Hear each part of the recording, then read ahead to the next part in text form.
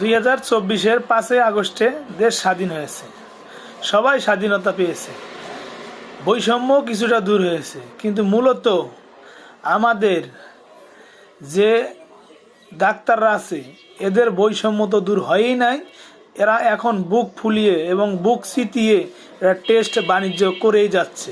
একটা রুগী গেলে তাকে নিম্নতম কোনো ট্রিটমেন্ট ওষুধ না দিয়েই তারা টেস্ট নিয়ে আসেন, টেস্ট ছাড়া সে কিছুই বোঝে না।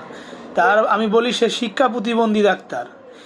এই জায়গাটা কে দেখবে, কারা কি করবে, আর এদের মনসত্ব যে কোথায় গেল এটাই বুঝে আমি পাচ্ছি না।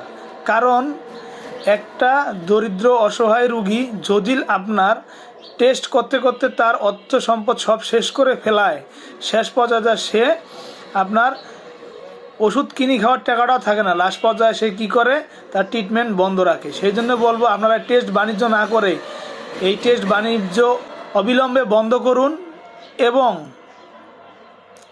যে টেস্টটা না করলে নয় সেইটুকুই করুন। অতিরিক্ত টেস্ট বাণিজ্য করবেন না, এদের থেকে বিরত থাকুন।